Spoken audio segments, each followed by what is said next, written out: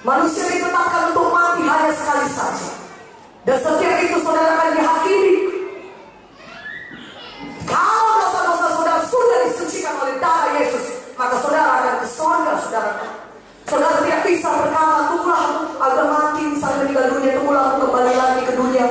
Aku mau percaya Yesus supaya aku bisa selamat, punya hidup. Tidak bisa, saudara. Ibrani 9:27 berkata, manusia ditetapkan untuk mati sekali saja.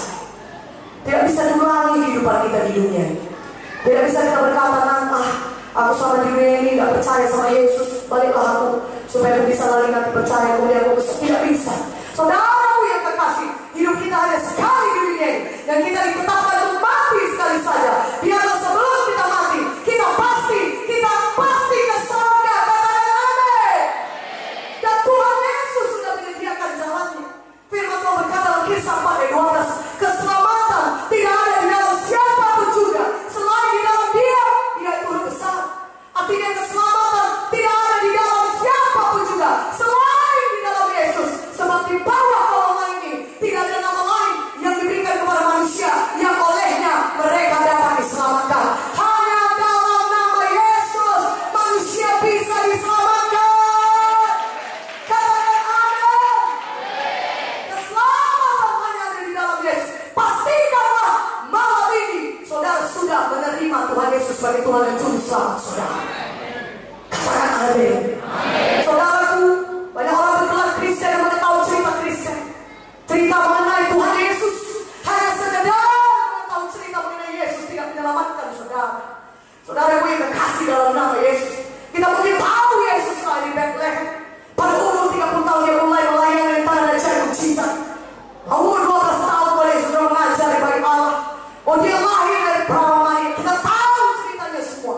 Tapi sekedar mengetahui cerita tentang Yesus tidak memberikan keselamatan kepada kita. Bagaimana kita dapat diselamatkan? Kita harus buka hati kita. Dan kita mengundang Yesus masuk dalam hati kita dan menerimanya, percaya kepada sebagai Tuhan dan Juru Selamat kita, maka kita akan diselamatkan. Katakan amin. Bagaimana kita menerima Tuhan Yesus? Firman Tuhan berkata dalam Roma 9:10 menjelaskan kepada kita, barang siapa yang mengaku dengan mulutnya bahwa Yesus adalah Tuhan dan percaya dalam hatinya bahwa Yesus sudah dibangkitkan dari maut, maka dia akan diselamatkan.